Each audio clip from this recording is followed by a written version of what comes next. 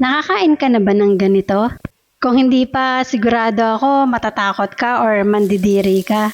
Hindi ko nga akalain dito pa ako sa China makakakain ng ganito. Madali lang to lutuin.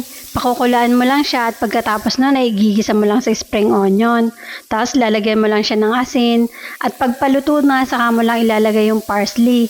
Ganun lang kabilis. At dahil lagi nga akong pinapaluto ng amo ko nito, nagtry ako ng isa. Pikit mata kinain ko siya. Pero ngayon nakasanayan ko na masarap naman pala.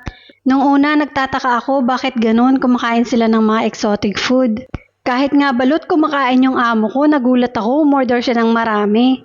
At eto nga ngayon ko palang to titikman at nagulat ako, sobrang mainit pala yung loob niya.